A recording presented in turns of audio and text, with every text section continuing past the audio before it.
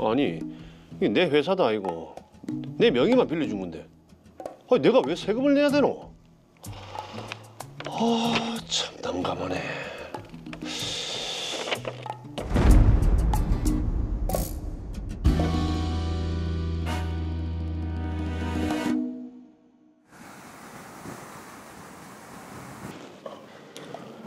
급하다는 볼 일이 뭡니까, 형님?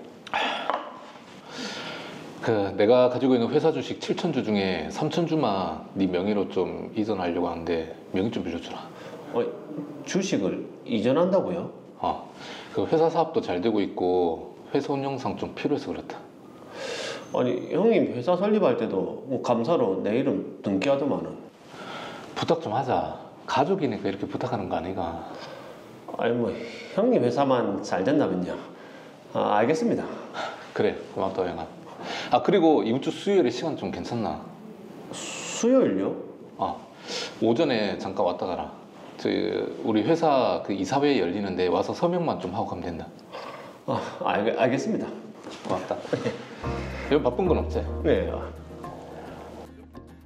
그렇게 형의 부탁으로 가끔씩 형 회사 이사회에 참석해 서명만 했을 뿐 업무에는 전혀 관여한 적이 없었습니다. 제 명의만 빌려줬을 뿐 형 회사로부터 급여를 받거나 주주로서 배당금을 받은 사실도 전혀 없었습니다.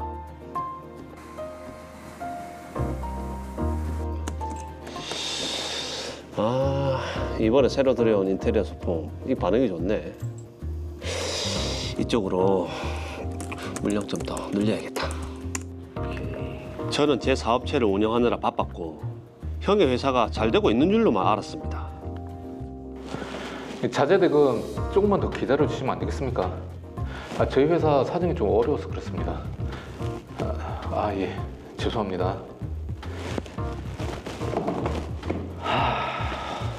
더 이상 못 버티겠다. 부도밖에 없는 건가? 환율 인상과 원자재 값 상승 등으로 경영상 어려움을 겪던 형은 결국 경영난을 견디지 못하고 부도를 맞게 됐습니다. 로이어 주식회사는 부도로 인해 세금을 납부할 능력이 되지 않았으니 변제 자력이 있는 김호영을 로이어 주식회사의 과점주주인 제2차 납세 의무자로 보아 로이어 주식회사가 지금까지 체납한 세금 일체를 납부하라고? 이게 무슨 말이고? 내는 그냥 명의만 빌려줬을 뿐인데. 안 되겠다.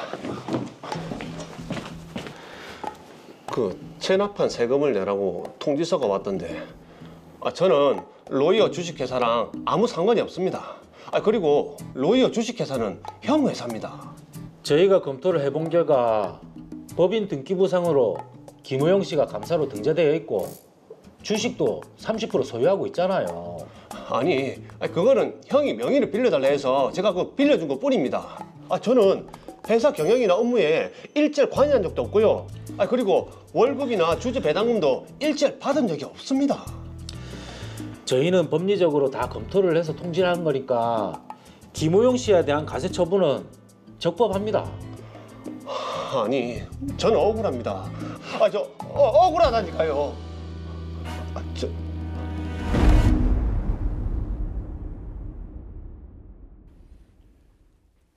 네, 뭐 월급을 받거나 아니면 주주로서 배당금을 받았다면 억울하지도 않겠죠. 그렇죠. 정말 뭐 명의만 빌려줬을 뿐인데 갑자기 형 회사에 체납된 세금을 내라고 하니까 참 황당하실 것 같습니다. 함호준 변호사님, 김호영 씨 어떻게 해야 됩니까? 네, 김호영 씨 입장에서는 너무 억울한 상황에 처해 있는 것 같습니다. 김호영 씨는 행정심판 절차를 거친 이후에 최종적으로는 관할 세무서장을 상대로 제2차 납세 의무자 지정 및 납부 통지 처분 취소 소송인 행정소송을 제기할 수 있습니다. 네, 관할 세무서장을 상대로 행정소송을 제기하라고요? 네, 그렇습니다. 우선 행정소송이란 쉽게 말씀드리면 국가기관 등 행정관청의 처분에 의해 권리를 침해받은 자가 있는 경우에 그 처분의 취소나 변경을 구하는 소송을 의미합니다. 네. 드라마 사례의 경우 관할 세무서가 김호영 씨에게 세금을 부과했고 김호영 씨는 관할 세무서가 자신에게 세금을 부과함으로써 자신의 재산권이 침해받았다는 이유로 이에 대한 취소를 구하는 소송을 의미하는 것입니다. 네. 다만 드라마 사례처럼 조세와 관련된 행정소송을 제기하기 위해서는 행정심판 전치주의가 적용됩니다. 즉 김호영 씨가 관할 세무서장을 상대로 법원에 행정소송을 제기하기 위해서는 반드시 그 전 단계로 행정심판 청구 절차를 거쳐야 합니다. 네. 행정심판 전치주의.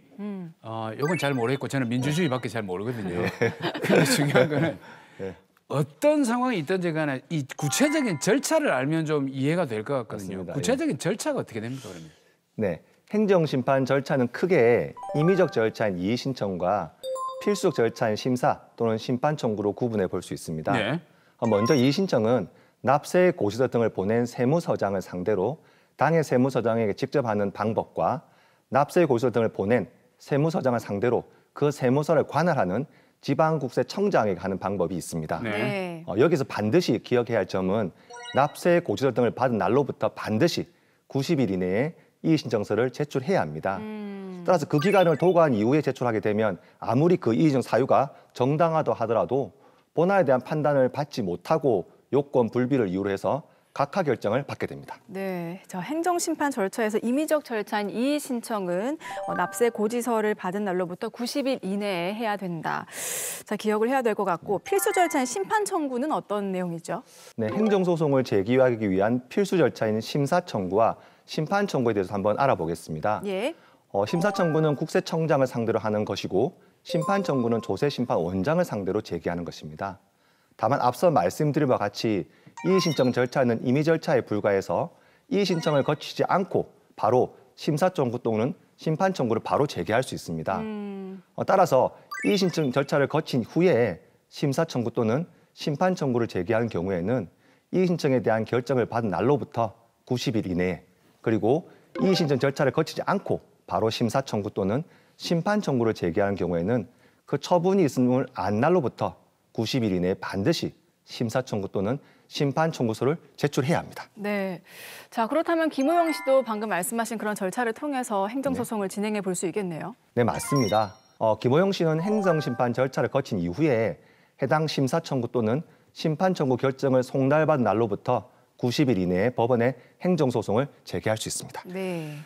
어쨌든 뭐 김호영 씨가 행정심판이든 행정소송이든 법적 조치를 좀 빨리 취해야 될 것 같은데, 근데 중요한 거는 이 행정심판이든 행정소송이든 제기를 했을 때 승소할 가능성이 있느냐라는 걸 좀 따져봐야 되는데, 먼저 이게 단순 명의자에게 납세 의무를 부과한다는 게 이게 가능한 겁니까? 우선 법리를 한번 살펴봐야 합니다. 국세기본법에 따르면 과세 대상이 되는 소득, 수익, 재산, 행위 또는 거래의 기속이 명의일 뿐 사실상 기속되는 자가 따로 있을 때에는 사실상 기속되는 자를 납세 의무자로 하여 세법을 적용해야 한다고 규정하고 있습니다. 네. 대법원도 과세 대상에 관해서 그 명의자와 달리 실질적으로 기속되는 자가 따로 있는 경우에는 그 실질 기속자를 납세 의무자로 삼아 과세를 해야 한다고 판단하고 있습니다. 결국 명의와 실질의 괴리가 있는 경우에는 그 재산에 관한 소득은 재산을 실질적으로 지배, 관리하는 자에게 귀속된 것으로 보아 그를 납세 의무자로 삼아야 한다고 보는 입장입니다. 네. 결국 국세기본법 및 대법원 판결에 비춰볼 때 만약 김호영 씨의 주장대로 자신의 명의만 김만중 씨가 사용하도록 빌려주었을 뿐 김만중 씨 회사와는 전혀 무관한 자라는 점을 입증해낸다면 김호영 씨의 주장과 같이 관할 세무서가 김호영 씨에게 부과한 과세 처분은 위법, 부당하다고 볼 수 있습니다. 네. 자, 그런데 이제 관할 세무서에서는 법리를 검토를 했고 지금 김호영 씨가 형 회사의 과점 주주로서 제2차 납세 의무가 있다라고 이제 주장을 하고 있는데 이 부분은 어떻습니까? 네, 그렇습니다. 김호영 씨는 자신을 명의상으로만 주주라고 주장하고 있다고 하더라도 일단 관할 세무서 입장에서는 김호영 씨가 주주 명부상 주주로 등재되어 있고 친족 관계에 있는 김호영 씨와 김만중 씨의 보유 주식 비율이 총 70%에 해당되기 때문에 과점 주주의 요건을 모두 충족하고 있습니다. 네. 결국 김호영 씨를 제2차 납세 의무자로 보고 세금을 부과한 것을 두고 명백하게 위법, 부당하다고 볼 수는 없습니다. 네. 그러나 대법원은 과점 주주의 제2차 납세 의무는 본래 납세 의무자 아닌 제3자에게 보충적인 납세 의무를 부과하는 것이기 때문에 그 적용 요건을 엄격하게 해석해야 한다고 판단하고 있습니다. 따라서 대법원이 설시한 논거를 토대로 김호영 씨는 자신이 실질적인 주주가 아니라 제2차 납세 의무자에 해당되는지를 엄격하게 판단하는 점을 들어서 충분히 다퉈볼 수 있다고 보여집니다. 결국 이 사건의 핵심은 김호영 씨가 실질 주주가 아닌 명의상으로만 등기된 형식 주주에 불과하다는 점을 바로 입증해내는 것입니다. 네. 자, 그럼 김호영 씨가 그 명의만 등재된 형식 주주에 불과하다는 네. 이 점을 누가 입증을 합니까? 네, 그 과세 요건 사실의 존부 및 과세 표준에 관해서는 원칙적으로 과세관청이 그 증명 책임을 부담하게 됩니다. 네. 다만 과세관청이 사업 명의자를 실사업자로 보아 과세를 한 이상 거래 등의 기속 명의가 실질과 다르다는 점은 그 과세 처분을 받은 사업 명의자가 주장 입증할 필요가 있습니다. 이 경우 증명의 필요는 법관으로 하여금 과세 요건이 충족됐던 점에 관하여 상당한 의문을 제기한 정도로만 입증하면 족하다는 것이 대법원 판례 입장입니다. 네. 따라서 김호영 씨에 대한 과세 처분이 적법하다는 점은 원칙적으로 처분청이 부담한다 봄이 타당합니다. 하지만 여기서 이게 또 하지만 나오고 네. 여기서 나오고 이러면 맞습니다. 또 솔직히 좀 불안해집니다. 맞습니다. 예. 그 뒤에를 빨리 좀 말씀을 해주시죠. 네, 알겠습니다. 예. 다만 드라마 사례처럼 실제 주주와 명의상 주주가 다르다는 사실이 핵심이 되는 사건에서는 최대한 객관적인 자료를 근거로 자신은 형식상 주주에 불과하다고 하고 실제 주주는 다른 사람이 존재한다는 점을 입증하는 것이 필요합니다. 네. 따라서 우선 김호영 씨는 앞서 말씀드린 바와 같이 필수적으로 거쳐야 될 행정심판 절차인 심사청구 또는 심판청구 절차를 거친 이후에 이와 같은 사실을 최대한 입증해낼 필요가 있는데요. 하지만 현실적으로 관할 세무조장인 처분청과 관계된 행정관청인 국세청장 또는 조세심판원장이 다른 판단을 내리는 것은 좀 쉽지 않습니다. 따라서 김호영 씨는 최종적으로는 행정소송을 염두에 두고 이를 대비하는 것이 타당하다고 보여집니다. 네. 네, 김호영 씨는 만약 심사청구 또는 심판청구 절차를 통해 과점주주가 아니란 사실이 인정되지 않아 기각 결정을 받게 된다면 해당 결정을 받은 때로부터 반드시 90일 이내에 법원에 행정소송을 제기합니다.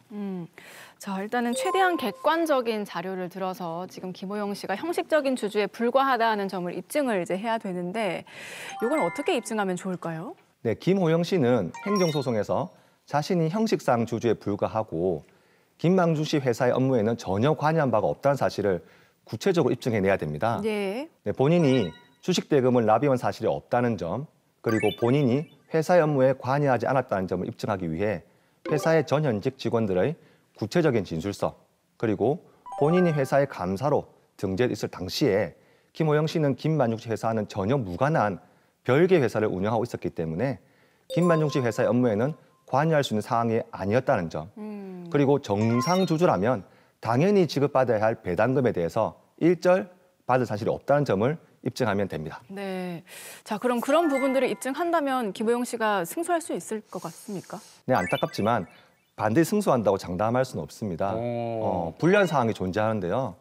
김호영 씨가 김만중 씨 회사가 설립할 당시부터 줄곧 법인 등기부에 감사로 등재되어 있었고 실제 이사에 참석해서 감사란에 서명한 사실도 있었습니다. 네.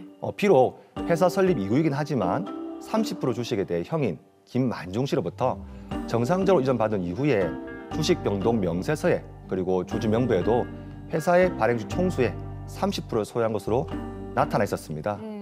결국 김호영 씨는 김만중 씨 회사의 업무에 전적으로 관여하지 않았다고 보기 어렵고 특히 김호영 씨와 김만중 씨는 형제라는 특수 관계자들인데 이들이 보유한 주식 총수가 70%라는 점에 비춰볼 때 여전히 과점주주에 해당된다고 볼 여지가 있기 때문입니다. 네. 따라서 김호영 씨는 위와 같은 사정들에 대해 이를 배척시킬 정도로 명확하게 판사님이 합리적으로 설명할 필요가 있어 보입니다. 야, 이게 지금 보니까 유리한 정황과 불리한 정황, 이 정황적으로는 다 존재하는데 제일 중요한 게 객관적인 증거지 않습니까? 맞습니다. 예. 그렇죠. 이게 승소하기 위한 객관적인 증거를 어떤 걸 좀 대면 될까요? 네, 김호영 씨는 자신이 형식적인 주주라는 사실을 좀 더 객관적으로 설명할 자료가 필요합니다.